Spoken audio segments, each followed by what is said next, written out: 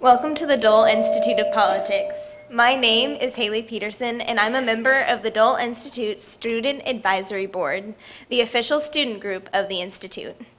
The Student Advisory Board is a bipartisan group whose members can access many great opportunities through their involvement with the Institute, including volunteering at programs and networking with our special guests. If you're a student and would like to join, please contact us by emailing dolesab@ku.edu or speaking with a student worker after the program.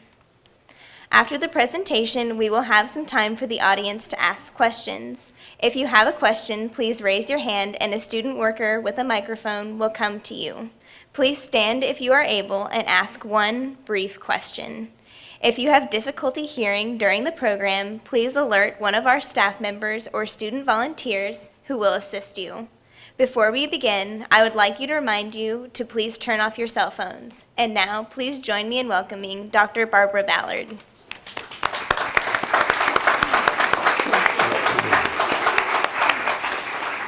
Thank you, Haley. Again, it's our pleasure that you're here with us this evening. So I'll simply say good evening and welcome to the Dole Institute of Politics and tonight's program. The Dole Institute of Politics and the University of School of Law, University of Kansas School of Law, are pleased to present Religious Rights or Unlawful Discrimination, a forum to recognize Constitution Day 2017. Before I continue with tonight's program, I wish to make a few brief remarks about Constitution Day. It's critically important to continue discussions each year on our nation's founding document. We are celebrating the 230th anniversary. KU and the Dole Institute have sponsored two other events for Constitution Day.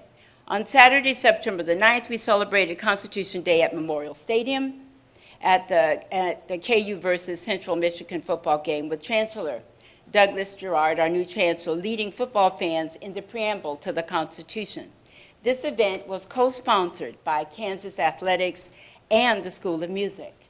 This past Friday, September the 15th, the Dole Institute hosted the United States District Court for the District of Kansas, which performed a naturalization ceremony for about 100 new American citizens.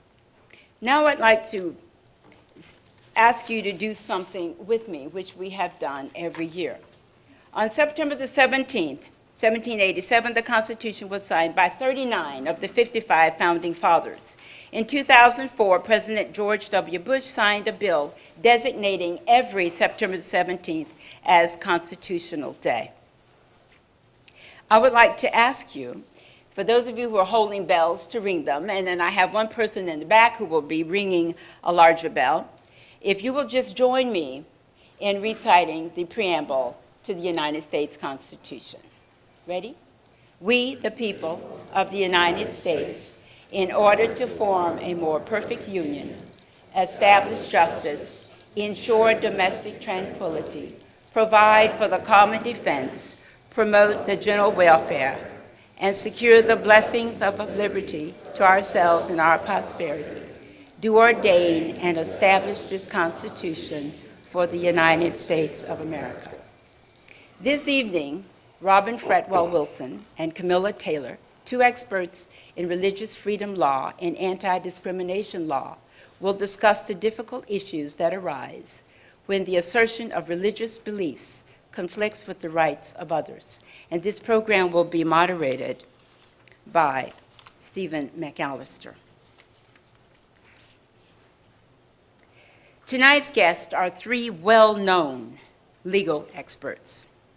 Our moderator is Stephen McAllister, the E.S. and Tom W. Hampton Distinguished Professor of Law at the University of Kansas. Professor McAllister has given generously of his time since 2010 to help the Dole Institute with Constitution Day. Thank you, Steve. He has argued multiple cases before the United States Supreme Court and has previously served as Dean of the KU School of Law. In recent weeks, he was nominated by the President to serve as United States Attorney for the state of Kansas. Robin Fretwell Wilson is the Roger and Stephanie Jocelyn Professor of Law at the University of Illinois College of Law, the director of the Fairness for All Initiative, and the founder and director of Tolerance Means Dialogues. She works with a wide range of stakeholders, policymakers and legislators on balanced approaches to policy that respect LGBT rights and religious freedom. Camilla B. Taylor is senior counsel and based in the Midwest Regional Office of Lambda Legal. She was the National Marriage Project Director at Lambda Legal from 2010 to 2015, concluding the project's work in 2015 as a result of victory with the landmark Supreme Court decision guaranteeing the fundamental right to marriage for same-sex couples. It is with pleasure that I present our guests this evening. Would you please give them a warm, and I say warm, Jayhawk welcome this evening. Congratulations. No, thank you. Thank you.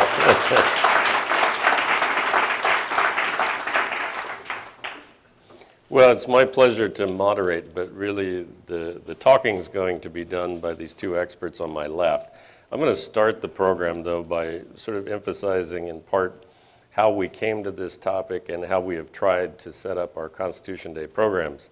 Now, often we have tried to pick a pending Supreme Court case that raises a very important, often controversial issue. Might be affirmative action, might be free speech in the context of the Phelpses and Westboro, who I understand paid a visit this evening. Lots of different things, campaign finance laws, the health care law, all those things. Tonight, we actually picked this topic a year ago when I tried to get these two experts together for Constitution Day last year, and we couldn't make it work on the dates, so we said, well, let's just do something we've never done before and actually plan way ahead. And so we had them committed last September for this program on a topic that seemed timely last September, but if anything, even more timely now. And so my limited role here to get this started, I'm going to talk for just a minute about a pending Supreme Court case that kind of sets up some of the issues, not all of them, but some of them that may be discussed tonight. And that's the Masterpiece Cake Shop case that the court granted review in this summer after holding it for many months, perhaps waiting until they got 9 justices so they were confident they could decide the case. We'll see. But it's a case that's very interesting, comes out of Colorado, and a man named Jack Phillips, who's a baker and considers himself quite an artistic baker, and if you look at pictures of his cakes, they're quite nice, quite elaborate, but he bakes all kinds of things, but apparently had a same-sex couple, 2 men, come in and say, we'd like to order a wedding cake. Once he realized it was a wedding cake for a same-sex couple, at least as it's been reported, there really wasn't discussion. He said, I'm sorry, I just can't do that. Marriage is important in my religious beliefs, and I just, for religious reasons, I can't do it. They brought suit, or at least started proceedings that led to suit against him, arguing that under Colorado's anti-discrimination law, which would be common sort of thing in many states and local jurisdictions, but says no discrimination in public accommodations basically on various bases, but including sexual orientation. And so it went to a Colorado agency which said, yes, he's violating the law. His religious objections do not allow him to be exempt from the law. Went into the Colorado court system, was affirmed there, so as the case comes to the Supreme Court, he has raised an objection, both religious and free speech, but the Colorado law is an anti-discrimination law that was not targeting religious people or bakers. It's just a very general law trying to treat people equally. So the questions in the Supreme Court are things like, well, do his religious beliefs give him some constitutional way out of this, some exemption? And the other issue is he says the cakes themselves are very artistic, so they're a form of expression, so they're speech, and you're basically trying to compel him to engage in speech he doesn't want to engage in. So he actually has a religion claim and a speech claim, and we may get in somewhat to the merits of those potential claims. But that's kind of a backdrop, and that case is being briefed right now, probably likely to be argued in December, probably no later than January, and then will be decided. by next June, presumably. So that's in front of the court, a real concrete example of the kinds of issues we're talking about tonight. But I've asked our two experts, that's it for me, I've asked our two experts to give some opening remarks to kind of set the stage, set the background, and there's a fair amount of territory. So Masterpiece Cake Shop is just one example of many potential situations. So I'm going to I don't know which one of you wants to go first. Did we decide? I have a PowerPoint. So Robin's got the PowerPoint. She's going to go first. So they'll do some opening remarks to set the stage, and then we'll probably let them perhaps comment on each other's presentations and then raise questions and get into a discussion, and then eventually you will have a turn to participate as well. So, Robin? Okay, so I'm just going to launch in, and can you hear me in the back? The gal who raised her hand before? Good. Okay, so I think in many ways in the last couple of years since the landmark same-sex marriage decision of Obergefell, we focused a lot on tensions, a whole lot on collisions, including Masterpiece, less on solutions. And I want to suggest that there may be solutions to some of these collisions, but I need to go backwards to Obergefell and set the stage for just a moment. And this sets the stage to some extent for the wedding cases and other collisions. Now, Obergefell was a huge victory in significant part because of the work that Camilla and others have done for years in the court. And people locked out of marriage were rightly elated to have the protections of marriage that many of us take for granted. But that decision, celebrated by so many, was feared and the source of concern to many others, not the least of which were the 4 dissenting justices, including Chief Justice Roberts. You might remember that Roberts read his dissent from the bench, the first time he's done that at that time in a decade of service on the Supreme Court. And he was worried about what would happen to people of faith when their views became disfavored and sort of out of step with the rest of the world. What would happen, he says, to religious adoption social services agencies? What would happen to the 1,014 religious colleges, many of whom have married student housing? Could they limit married housing to students, for example, in marriages that they recognize as a matter of faith, or would they, in effect, be forced to close? What would happen, although he doesn't discuss this so directly, to the baker, the photographer, the candlestick maker? Now, these are legitimate concerns, but not because of same-sex marriage qua marriage, but because of the structure of non-discrimination laws, I will argue, that were passed long before marriage came on the scene, laws that were written without marriage in mind, and so are not responsive to the unique concerns that marriage raises as a religiously infused service. Now, the majority, written by Kennedy, gives really just almost this much attention to the question in a few short sentences. And he cites First Amendment free exercise guarantees. People, he says, can continue to teach and preach what they believe. And he goes on to say, for people of faith, well, he says you can basically just be who you were before by teaching and preaching what you believe. Now, for people of faith, living out their faith means carrying it with them in the world. It means not just the ability to worship in your home in private, or even to speak openly. It means to act consistently with your faith. So I think in some ways he gives short shrift to these concerns. Now, legislators in some sense didn't have a chance to address the question in much of the country because lower court decisions swept the nation even before Obergefell resolved it dispositively. In fact, the country went from mostly red, meaning no same-sex marriage, just a few months before Obergefell, to blue in a matter of months, and then blue overnight, completely blue, with the Obergefell decision. Now, courts are really good at grappling with questions directly in front of them, namely the question, can same-sex couples in fact marry? But they cannot do the hard work of balancing all the other plural interests that are implicated by that question. That's the province of legislators. It's the province of statesmen like Bob Dole, who are charged with balancing multiple interests of many, many people in a very diverse American society. Now, because it's Constitution Day, it's worth actually revisiting exactly why free exercise guarantees under the First Amendment do not protect people of faith as they navigate the world and its many laws. So do we have any law students here? Some law students? They won't admit it, but we do. I okay, see them. You know where they are, okay. So the law students are going to know the reason that people of faith are not so protected as many might assume is because of the Smith decision, which you'll remember as the peyote decision, right? And in that case, there's a set of American Indians who ingested peyote, which was a crime in that state, and they get fired from their jobs. They argued that the First Amendment meant that the law could not burden their religious practice. Everybody agreed that it was sincere, by the way, and that those laws should be subjected to heightened scrutiny. In other words, the government would need exceedingly compelling reasons, good reasons for burdening them, a compelling interest, and no less restrictive means. Now, in a decision authored by the late Justice Antonin Scalia, the court, very divided, 5-4, said no.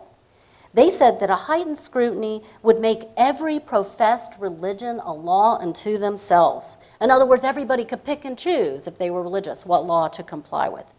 But then Scalia says something that's often forgotten.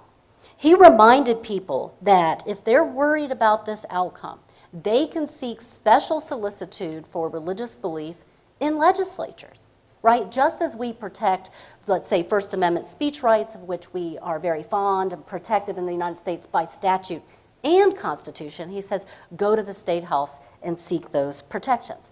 In fact, you'll remember that that's exactly what happened. That's precisely what gave us the Religious Freedom Restoration Act, the statute that was at the heart of the Hobby Lobby decision, which later became so controversial, but at the time passed, the Congress with wide bipartisan support, sponsored by Senator Hatch and Senator Kennedy. Very bipartisan measure signed into law by Bill Clinton. It also has lookalikes in the states, including Kansas, which has a Religious Freedom Restoration Act. Now, I should pause and say that RFRAs do good work. So a few years ago, some of you might remember that Kentucky tossed 10 Amish men in jail because they were driving buggies like this, and they didn't want orange safety triangles at the back.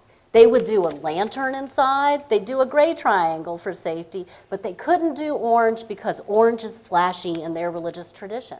And so Kentucky authorities tossed him in jail.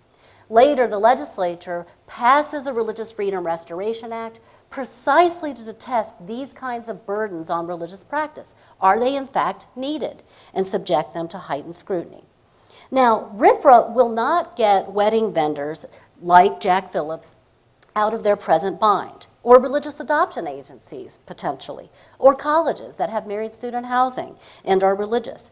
Because once a state passes a non-discrimination law based on sexual orientation or gender identity, SOGI, a SOGI non-discrimination law, and that law makes no special allowance for those specific religious practices, then the government likely meets the compelling interest prong under RFRA, and there's no obviously less restrictive means than saying everybody is going to comply with this law, that there will be no discrimination as to this thing in this particular context. So we've seen, with a single exception in 24 years, not a single RFRA has successfully been asserted against a non-discrimination statute, and the one case out of Michigan with a funeral home is presently on appeal. So that remains an open question. RFRA is not going to do this work. You have to go to legislatures and ask them to find a way forward. Now, what have we seen? We've seen crushing fines, like the one paid even before the Phillips case, which is presently before the Supreme Court, the one paid by Melissa Klein of sweet cakes under a state non-discrimination law. She also said, I can't do a cake for a particular same-sex marriage couple, and then faced a $135,000 fine. Jack Phillips, Steve has told us, is already before the U.S. Supreme Court on free exercise grounds. Query how much ground and traction he's going to get on that with the Smith decision, which I've just recapped for you. If this is not targeting religious bakers, likelihood is there's not going to be a free exercise claim, but who knows. And then freedom of expression as well. Who knows how that will go. Now, let me be clear. I think these kinds of refusals are humiliating to gay couples. I think they're actually unnecessary. And what I'm arguing is that a person's religious rights should not mean that they get to say no at all costs. The project is to find ways for people to peacefully coexist and that will respect the interests of both communities and treat all people with dignity. That's going to be a hard project. But I think that should be the goal. Now, those crushing fines and cease and desist orders have all resulted because of laws that were passed without marriage in mind. And they've been applied to a religiously infused service, like asking to step off from a marriage and treating that request to step off from a marriage as if it's this guy in Tennessee who, after Obergefell, posts very proudly a "no gays allowed" sign. Now, I think we should not treat those two cases the same.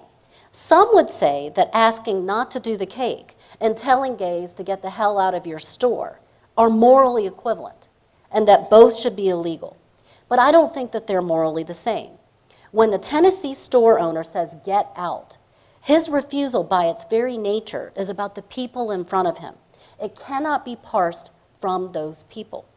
But when Baronelle Stutzman or Jack Phillips or someone else says, "please don't ask me to do this particular cake," as Baronelle is shown here. She served her client, Rob Ingersoll, for nearly a decade. She made flowers for his person, Kurt, before they were actually married. She's patently not anti-gay. Instead, she was trying to honor her relationship to God and God's understanding of marriage as she understood it.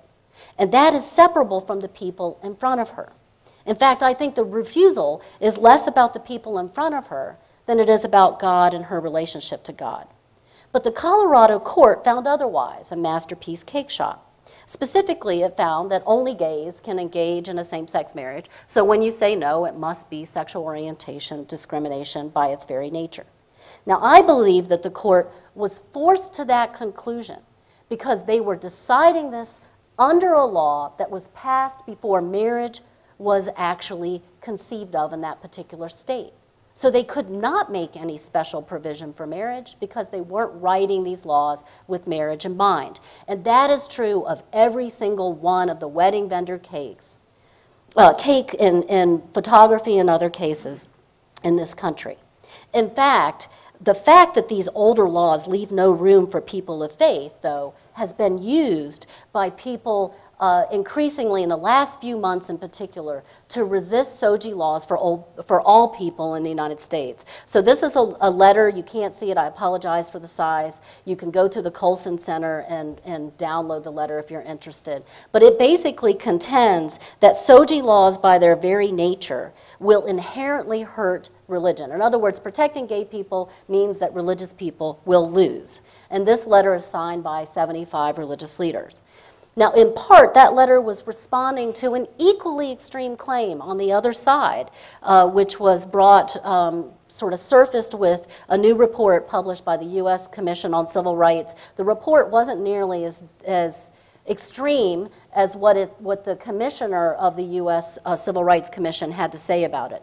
And he contends on the release of the report that every claim for a religious exemption is just code for discrimination.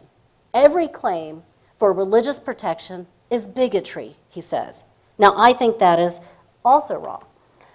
What I think is important is that if we continue on this all or nothing glide path, that we are going to have a public square that's going to be different in some places than it is in others. Right now, you can think of the public square in most of the United States in this map in white. You can get married in every place in the United States, but in all those places in white, you cannot be assured of having your wedding reception at your favorite restaurant.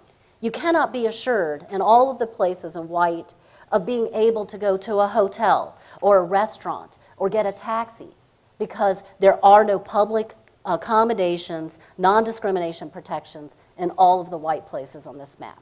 Now, I think that's also wrong. But you can think of the fight over Masterpiece and the fight at the polls as one over the public square. In parts of the map that are blue, it's as if the LGBT community occupies the public square and the religious people can get out. In all the rest of the map, i.e. 33 states in America, it's as if all the religious people occupy the public square and the LGBT people can get out. So I think we have to break the tautology of all or nothing. And that's what's happened with many of these cases.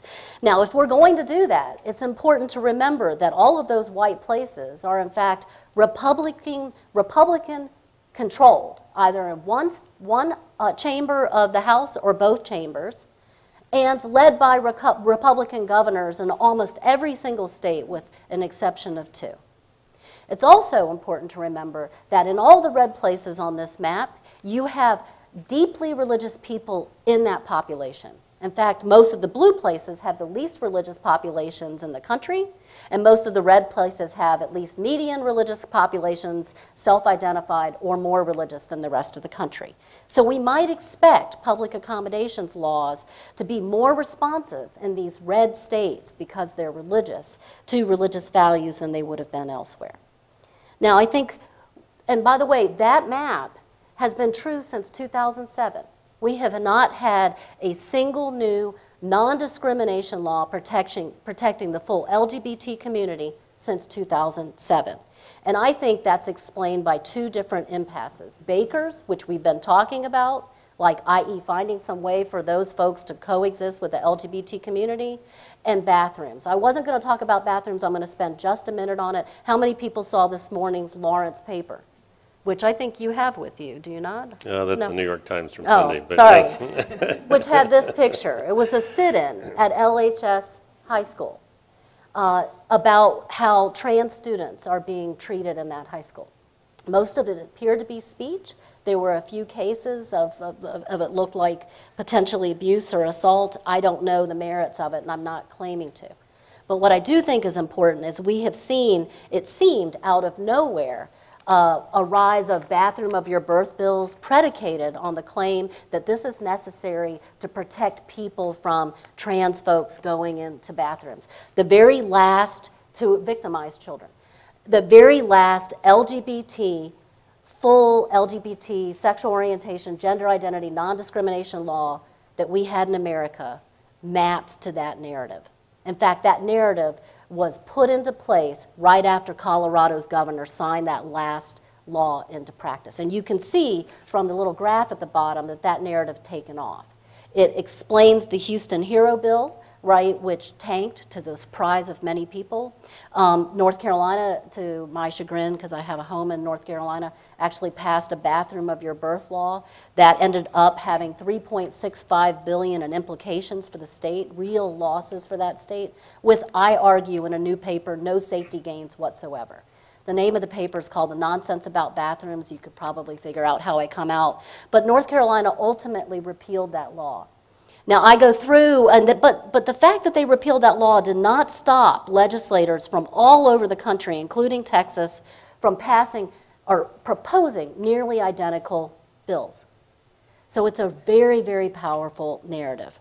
I think it's one that you can think of as saying, we can't share the public square in this regard either. And it's just factually not true. I'm going to skip over these. These are sort of deconstructed affidavits filed in the North Carolina case showing that the safety claims fall apart. And I talk about them in particular in the case about the trans woman in a Target bathroom. Maybe during questions we can talk about it. I think where we land is that fork in the road. We have a choice right now to do nothing, which means that there'll be SOGI protections in much of the country that will come at the cost of some religious bakers if we try to treat them like people saying, get out of my hardware store. And in the rest of the country, we won't have any protections for the full LGBT community. And basic things that all of us take for granted. And it's because we've made a foundational mistake that we cannot share the public square. And that's just wrong. All right, thanks. That's it. Camilla? Well, first of all, I'm so grateful to be here, and I'm very thankful to be invited. And it's a real pleasure also to be sharing the stage with Robin, who's a very well-renowned scholar on religious liberty. So it's an honor. Robin, I think, did a pretty fair summary from my perspective of the major court cases that are so integral to our work, and also of Obergefell versus Hodges, the sweeping victory that brought the fundamental right to marry to so many places in the country where same-sex couples were still forbidden by state law from doing so. One of the things that I think Robin and I differ on is the extent to which we are retreading old ground. And the non-discrimination laws that are at issue here are laws that were in place in some form or another for generations. We have had non-discrimination laws that prohibit discrimination based on race and sex and disability and all sorts of other protected classes for many years. And in fact, courts have resolved what happens when people claim, I'm a business owner and my religious liberty or my free speech rights are being trampled upon by this discrimination claim. You should not be able to enforce that non-discrimination law against me because that violates my First Amendment rights. That's an argument we've heard before. We heard it in 1968 in the case Newman versus Piggy Park, where a barbecue restaurant claimed that it was a matter of religious belief, that they should not have to serve customers of color. And the Supreme Court rejected that argument and found they upheld the non-discrimination statute. We've seen it in the context of a case involving a partnership, a law firm partnership, that argued that it was a matter of their First Amendment freedom of association, that a woman should not be able to bring a Title VII claim for discrimination based on sex when she was denied partnership. And again, the Supreme Court struck that down and upheld the non-discrimination requirement. We've seen it in the context of private schools, claiming that they should have the right to exclude students of color. And the Supreme Court said, no, you have a right to express your views on segregation, but that doesn't mean that you can get exempted from having to abide by a non-discrimination law.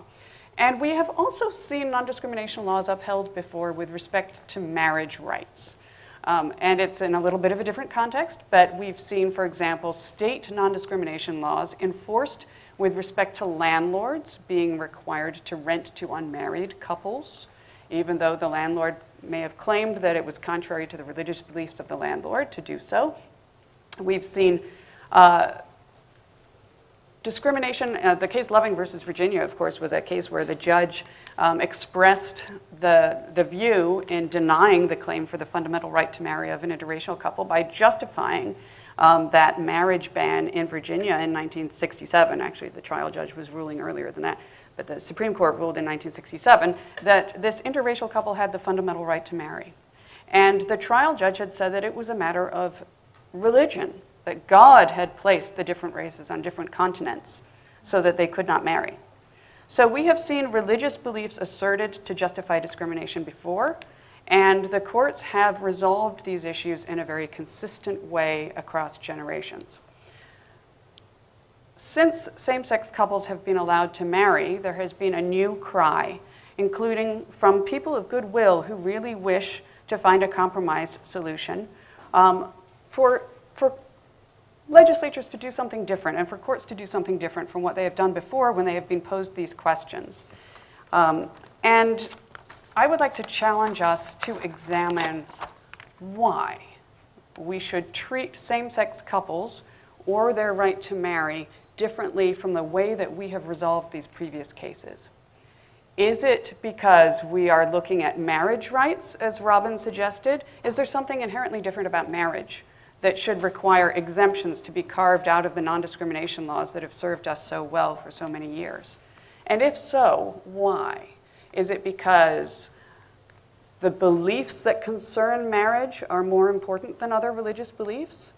Is it because perhaps we think that there are more religious objectors with respect to marriage that's specific to same-sex couples? Is it because it's same-sex couples doing the marrying?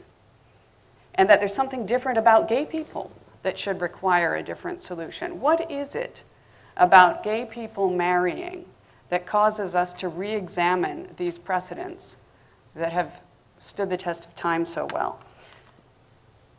With respect to that, I think we can find some answers from recent Supreme Court cases. I mean, Loving versus Virginia, of course, was a case saying the fundamental right to marry is universal. The fact that it arises here in the context of a different race couple, a mixed-race couple, does not make it any different from any other person's right to marry. Obergefell also talked about the universal right to marry, that it was fundamental for all of us, whether we are marrying someone of the same sex or of a different sex. And if legislation begins to privilege certain religious beliefs about marriage and grant religious exemptions because it involves a marriage, then that implicates certain fundamental Establishment Clause principles as well as equal protection principles, because the Establishment Clause includes an equality guarantee within it as well. It forbids government from endorsing certain religious beliefs over others. or from saying that some religious beliefs are more important than others. And so if you create a statute, as the state of Mississippi recently did, saying, well, businesses don't have to follow non-discrimination laws if they are refusing to do so because of the fact that it's a same-sex couple that wishes to marry that's implicated. If it's about marriage, then they get an exemption. We challenged that on Establishment Clause grounds. That case, unfortunately, was rejected on standing grounds, so it's up before the Fifth Circuit. We've asked for a review of that by the Fifth Circuit Court of Appeals, for those who are not lawyers. But whether or not we have standing in this case, we are likely to have standing if that law goes into effect the next time someone experiences discrimination. And the Establishment Clause principles there are also fleshed out to a certain degree in some of the Muslim ban litigation. We just submitted a Supreme Court brief on that as well. But the other principle that's implicated is equal protection. Because if Obergefell happens and then a state legislature passes a bill that exempts those businesses that wish not to follow non-discrimination laws solely with respect to marriage, it's pretty clear from context that this is about allowing people not to follow the law because they do not wish to serve same-sex couples. And while we can quibble about the exact facts, and so on, Masterpiece Cake Shop is a case in which the baker was not asked to write congratulations to the loving same-sex couple on the top, or the couple didn't even get as far in the conversation as to say, can you put 2 male cake toppers on it for us? There, the baker simply refused to provide a baked good. What it was going to look like had not yet even been discussed. But the fact that it was going to be for a same-sex couple getting married was enough. And when that happens, then marriage is being used as a proxy for the fact that this is a same-sex couple, that they are gay. It is very difficult to say that this does not constitute discrimination based on sexual orientation. And there are a number of Supreme Court cases that have fleshed that out a bit.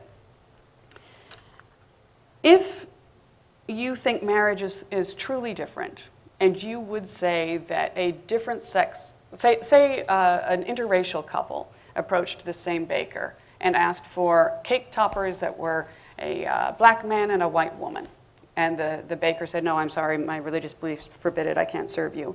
And you think that that would be equally valid and equally worthy of an exemption.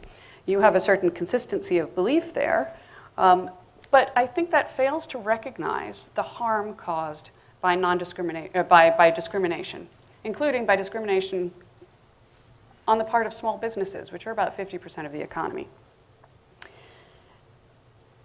There's also no limiting principle to saying that there should be such an exemption, because if a cake baker has the ability to exempt itself from non-discrimination laws by saying it's very expressive, well, what about the hotel that commonly puts a sign up when someone is getting married, congratulations, Melissa and Doug, and now is required to say congratulations, Sam and Doug?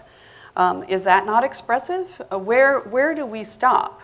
What about the carpenter who builds beds, who now refuses to sell to unmarried couples? Or there are all sorts of different ways that you can think that this exemption would swallow the rule of the non-discrimination law. I'll stop by saying I think we are in both an exhilarating time and a dangerous time. We have seen, as I was discussing over dinner, we have seen millions of micro acts of bravery on the part of young people especially, but also LGBT people of all ages, all across the nation coming out courageously, feeling pride and trying to attain some sort of security, trying to live their dreams of having a family. And that has propelled changes in public opinion that, even those of us in the movement perhaps couldn't have anticipated. We've gone from when I filed my first marriage lawsuit, there was perhaps 40% public support measured nationwide. Now we have majority public support. And LGBT people are not going back into the closet. This community is here to stay. And because this still seems so fresh and so new, I think it is very tempting, particularly for people of goodwill who really wish to make some sort of accommodation, to try to find some new solution for this new group of people stepping forward for the first time whose claims for equal dignity and humanity have never been recognized before. And I hope that we can instead learn from our past and realize the extent to which what we are being asked to do here is truly to recognize equal dignity and truly to respect the individuals who are asking for equal treatment. And one of the quotes that I think was most meaningful to me from the Supreme Court was in Lawrence versus Texas, where Justice Kennedy acknowledged the degree to which we can all evolve in our understanding of other people and their equal rights to dignity. And he said something that I'm going to paraphrase and maybe massacre a little bit. But he said, times can blind us to certain truths. And later generations can see that laws once thought necessary and proper, in fact, serve only to oppress. I ask that we try to keep our non-discrimination laws intact as they have shielded people for generations now, and move forward with a commitment to understanding the equal humanity of LGBT people as well. Okay. Well, I think, Robin, you want to have any points you want to respond to there, and we can do a little back and forth here. But. Yeah, happy to do that. I mean, look, I think we share the same project. I think the question is, how do you get to that end? So it's not a question about what a vision of the good is. It's a question of method. Now, along the way, I had some disagreement with some of the things that you said, but only because, stop for a second. We've never treated sex discrimination the way we treat race discrimination in America. It's just not true. So women, if I'm not paid the same amount as the male faculty on my faculty, for example, my claim gets intermediate scrutiny, not strict scrutiny. And disability claims are protected very differently in the law. Employers aren't told, no, you have to hire every handicapped person who presents. They're told that they have to do certain things, but up to a point. They have to reasonably accommodate folks, but not when there's an undue burden in many instances. So we've never had a single uniform principle. And in the United States, because of our awful history around race, frankly, we have subjected racial discrimination to exacting scrutiny, exactly as we should. So I don't think it's quite right to say that we should do what we've done in the past because we've done different things in different areas. Now, I also believe it's a mistake to try to do one-off rules around LGBT folks. I think that's wrong. I think if you're going to protect LGBT folks in the law, you need to do it in the same way that you do racial non-discrimination and other things. I do agree with that, but I don't think it's true that we've always treated them the same. And it's interesting that, I just recently went back for a new paper to Piggy Park, okay? And I agree with you about that reading. But one of the things that's important to note in Piggy Park is that Title II, which is the Federal Non-Discrimination Act, it doesn't cover, stores and retail businesses. And Piggy Park specifically said, and that's because Congress made the finding that there was no discrimination in those areas. In fact, our federal non-discrimination law is very cabined. It's common carriers. It's gas stations. It's restaurants where food is served on the premises, not takeaway, right? It's a very narrow set of things that got regulated. Now, it's true, we do regulate that and say you can't make these distinctions based on race. We don't in sex. So if we had a bar down on Main Street that didn't want to serve women, they can do that all day long under Title II. So I think we have been trying to sort out what are the right rules. Now, I think it's important to remember that I'm not arguing that people have a constitutional right to have special protection from the law when they have a religious belief at stake.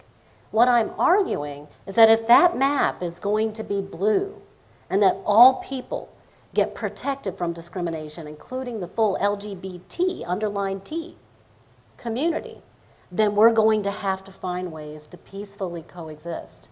And that may mean that we continue to do what we've done in other spheres and not write blanket rules that follow, let's say, for example, the norms that we've had in race non-discrimination. I think it's also important to say that the kinds of things that I'm talking about are never opportunities to block people from marriage or their rights. That has to be the point where that stops. But the question on the table in the white parts of that map is, where does one person's right start and where does the other stop?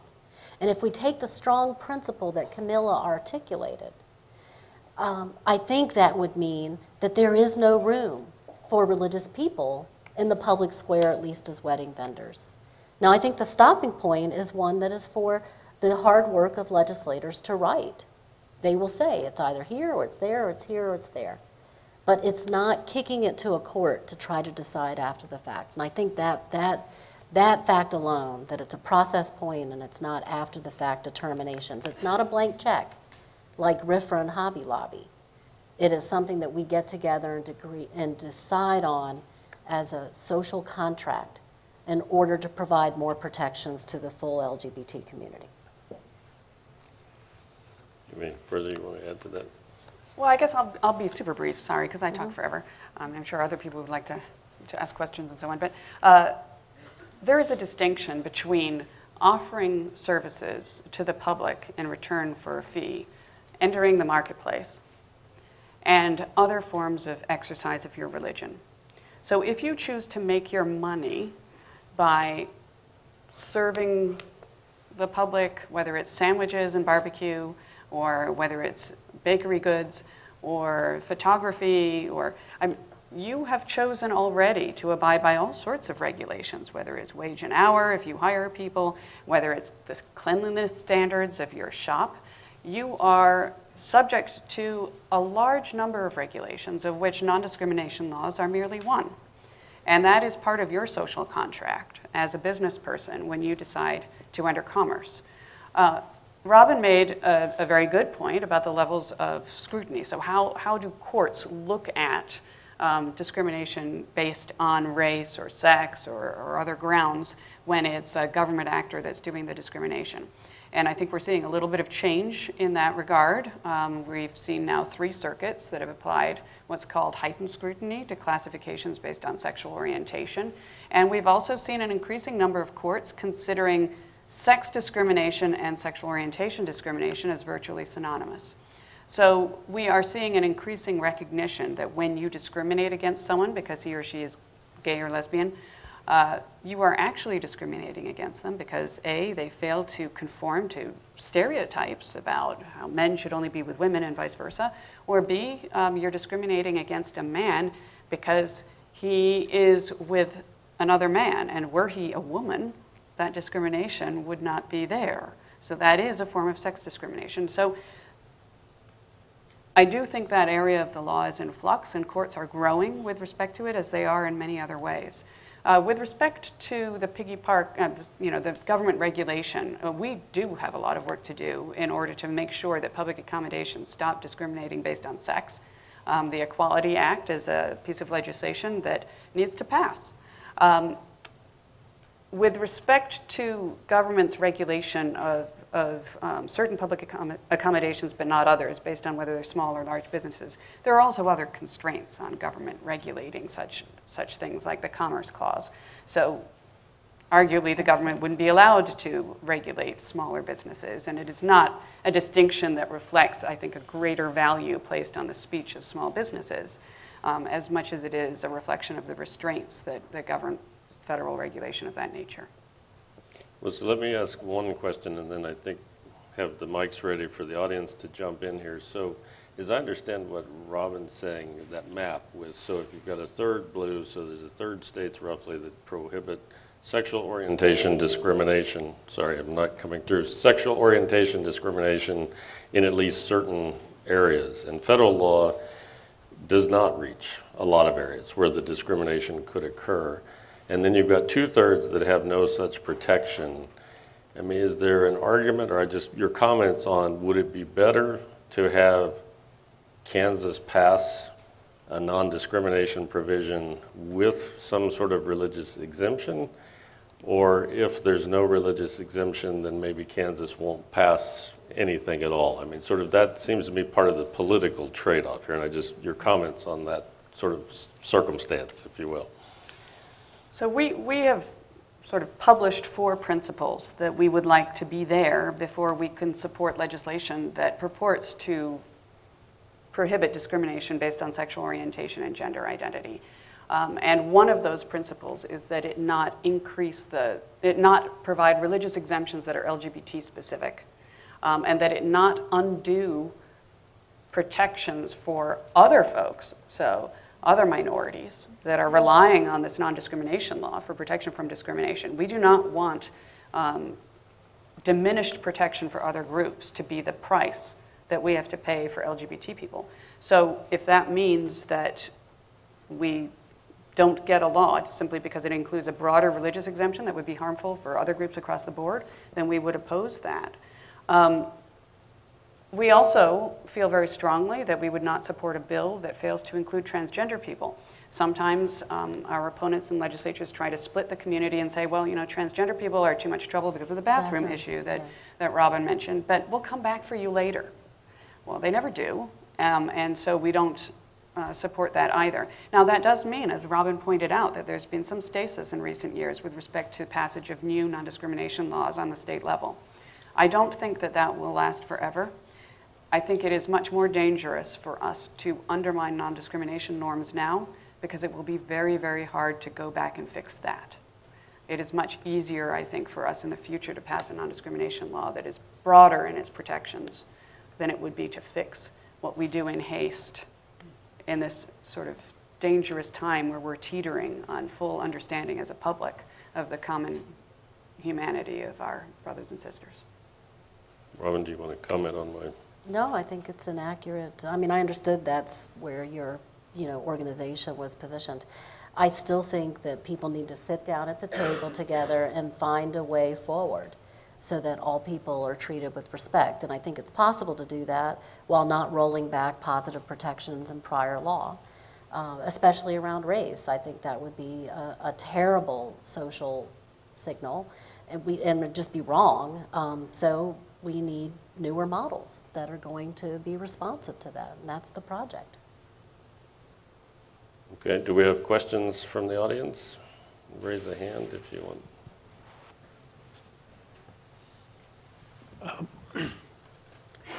With regards, and this may be for Robin, the religious exemption, the phrase that always seems to come up in legislation is sincerely held religious beliefs.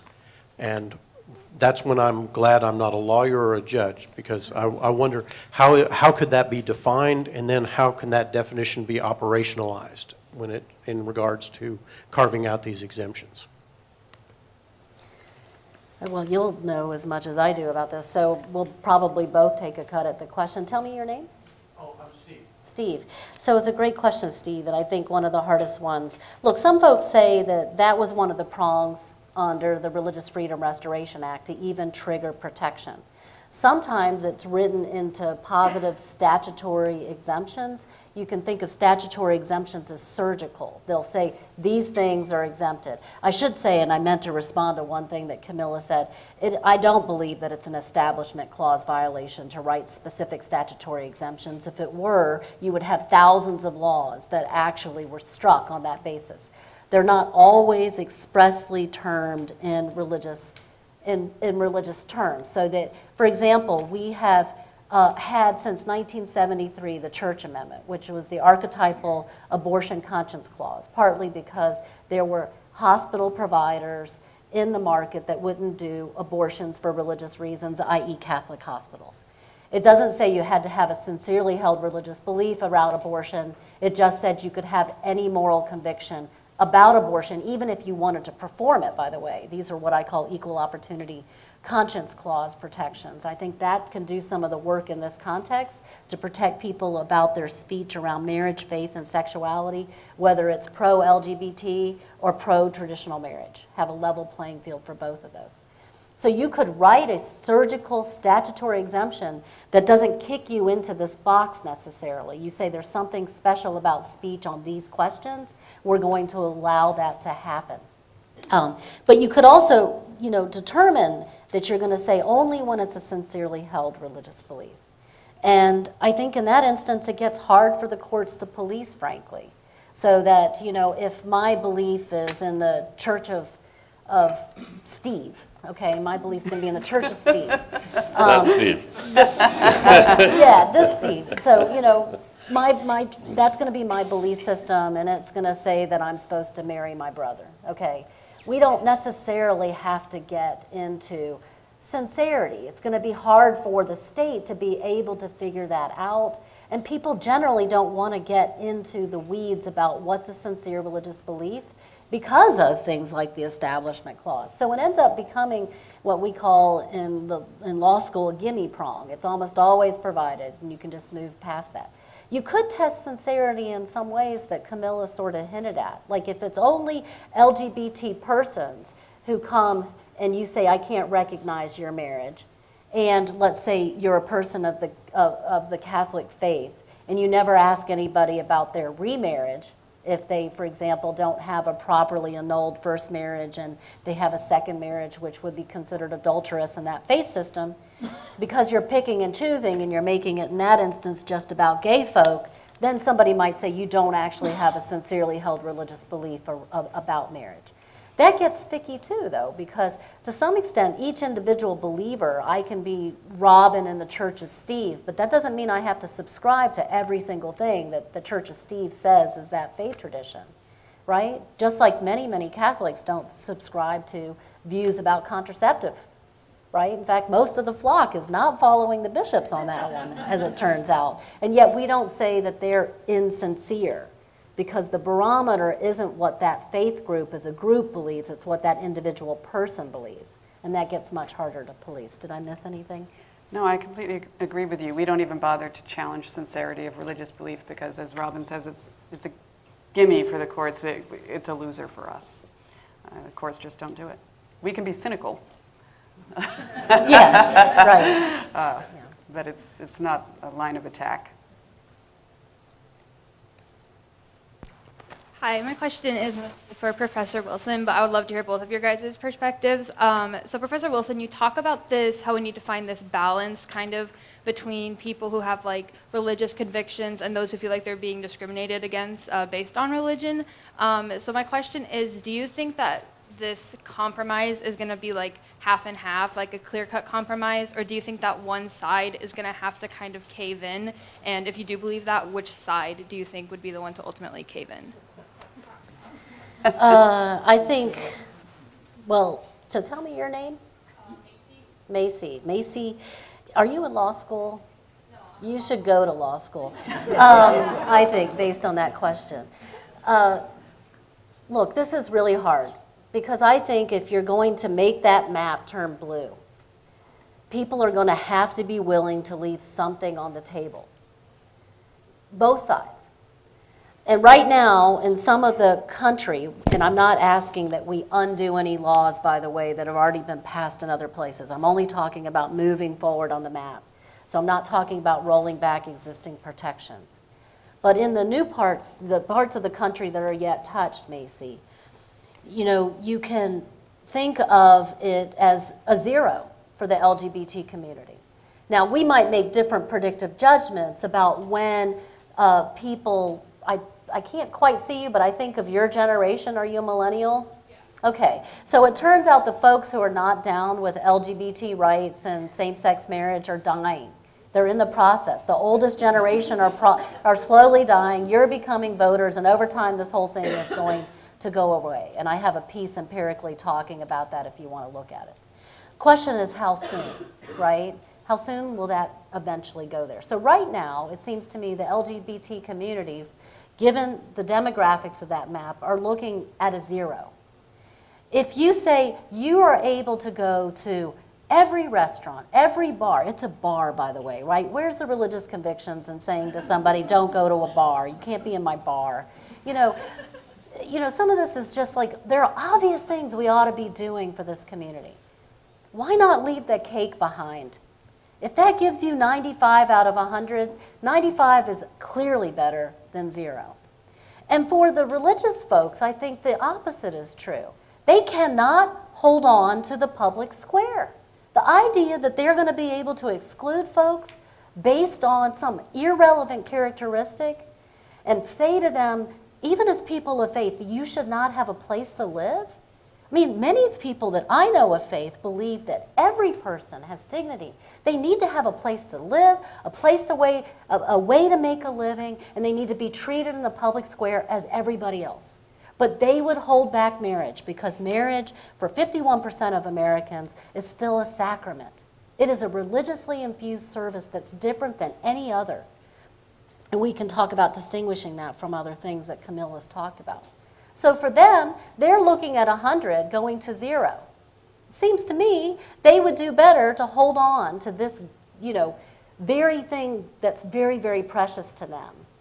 And meanwhile, the story here is that 12 bakers, count them, 12, are keeping millions of LGBT people from having these protections in the law. So I don't know, is it 95, 95, 95, 90? I'm not sure, Macy, but I do know that if we find a way to share that public square, both sets of people come out better. Wouldn't you like to have an end to the culture war? How many people want an end to the culture war? Can we agree on that? I'd prefer to win it. Yeah, I know, and that's actually the difference between us. I just want it to end. Let's do 95. Other questions from the audience? Yes. Okay. Hi. I have a question about what is your proposed plan moving forward. So I come from one of those white states, and we're a state that's very driven by religious beliefs at all levels. I come from a southern state, so I don't know how Kansas is because I haven't been here long, but what are your plans in attacking those legislatures? Because I know our legislature is very driven by religious beliefs and don't look to make these changes. Could I ask where you're from? Louisiana. Oh, I've been spending a lot of time in Louisiana. You'll be interested to know. What was your name? Maggie. Maggie. Well, my plan, Maggie, is to show that religious folks that they actually do better when they protect other people.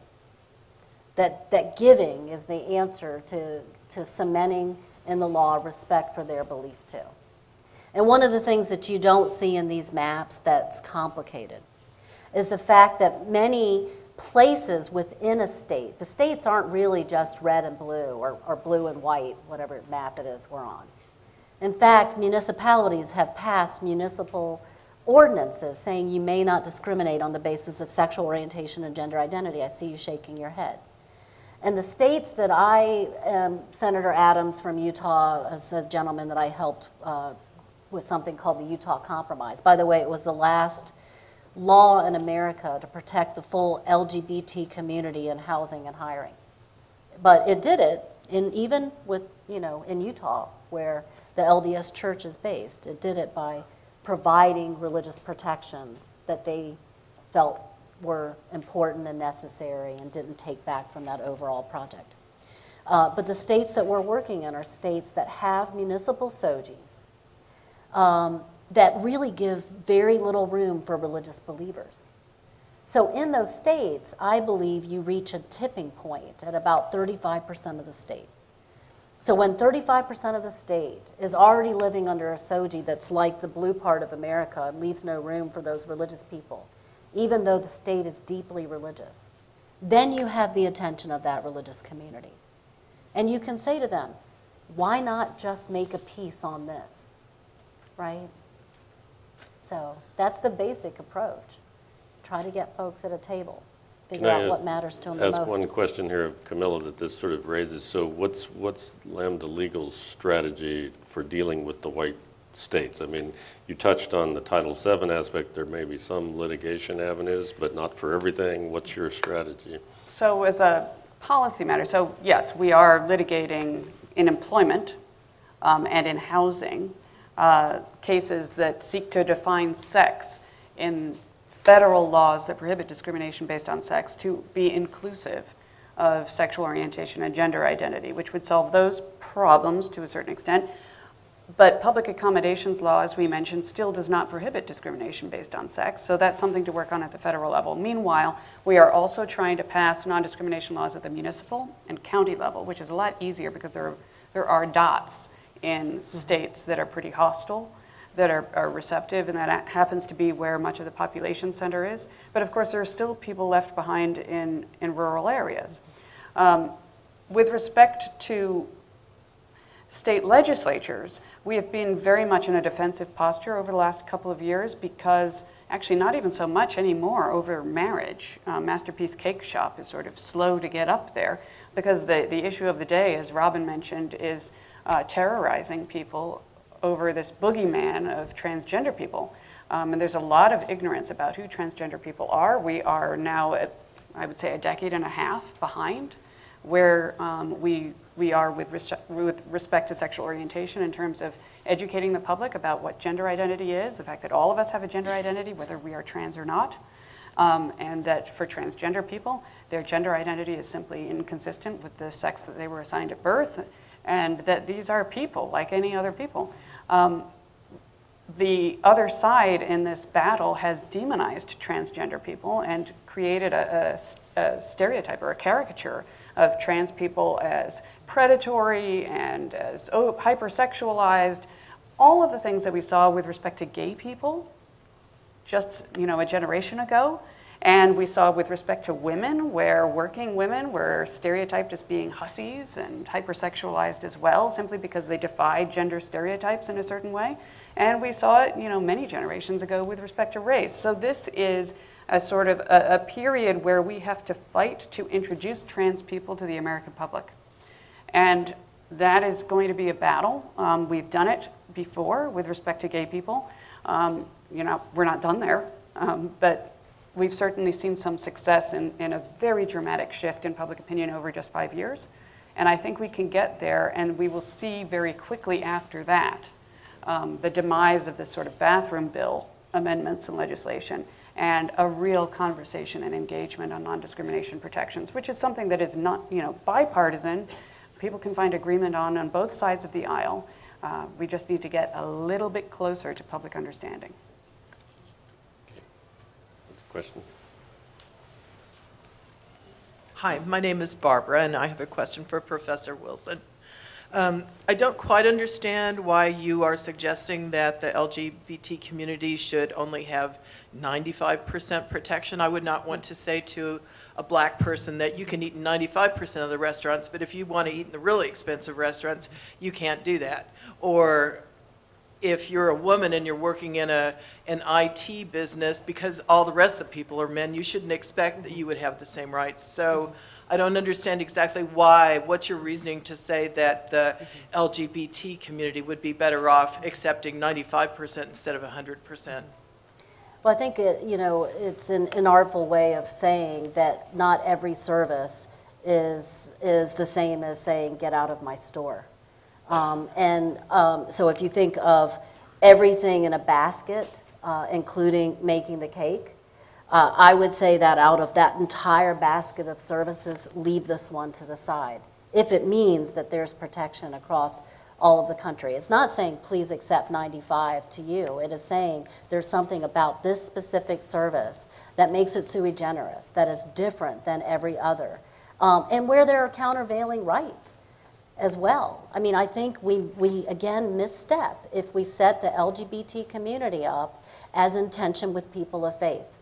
I think what the project should be is to find a way where we coexist, and if that means saying that we'll regulate a business, but each individual owner is not necessarily the person who's going to provide that specific cake, then I think we should do that. Now, that's not saying that anybody is posting a sign that says you may not do business here. Every single person who walks into a business on Main Street once it's regulated should be served the same way as every other.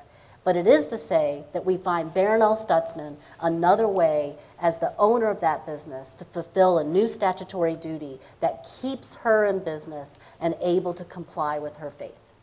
So the 5% is to say there's something special about that service, not to say that there's less for one group than every other person. We do that with abortion, by the way.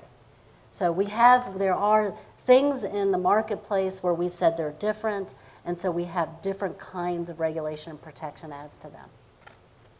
I think we have time for, I'm getting the signal, one more question, Aaron.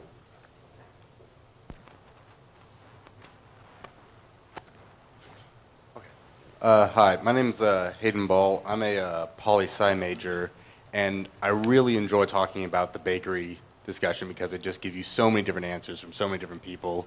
And one thing that continuously comes up when I sort of debate it with people I know and people who I don't know is when, like, should this come to an end where the baker has to make the cake or the bathroom has to be built, who's going to have to pay for that? So what I'm asking is, if a private business does not have a bathroom for transgenders, are they going to have to pay for this bathroom themselves, or would they be compensated by the state? Well, transgender people have a gender identity just as everyone else does. Some trans people are male, some are female, and whatever the code is that applies in your particular local neighborhood probably has a requirement that there be male and female bathrooms. A trans person would use a male or female bathroom based on whether they are a man or a woman, which is keyed off of their gender identity. So no one has to create a special bathroom for transgender people, and in fact, what we are trying to fight against is the segregation of transgender people into trans-only spaces. Okay. All right, well, I think we should thank our panelists for a wonderful discussion. Thank you very much. Thank you. I really enjoyed that. Yeah, we should do this more. I hope. Can you hear? It doesn't seem to be.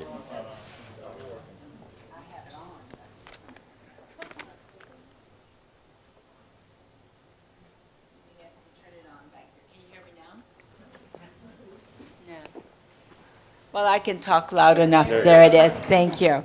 I want to say, I hope that when the coming months come and you hear about religious rights and all of these issues that were discussed this evening, that you realize you were here, you heard it, and now you have a better basis for maybe forming additional opinions that you might have. I think the panelists were very thoughtful. You did an outstanding job from your stand, your point of view. And we want to thank you very much. You know, at the Dole Institute, we talk a lot about civil discourse, talking about learning, and trying to be open to all different points of view. And we thank you very much for taking your time to come this evening to enlighten us further about what the issues really are. And we certainly want to thank all of you for coming this evening. And it's a nice crowd. I don't know as my boss, Bill Lacy, have seen the crowd behind us. But you have done an outstanding job coming this evening to learn more about it and also to ask your questions. And we thank you very much. And to Steve McAllister, we owe our deepest gratitude. Thank you so very much. My pleasure. Thank you.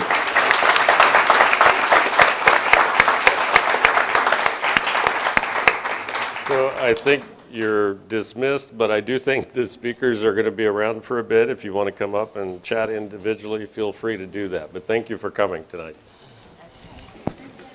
Oh, well, thank you. Good, good, good, good.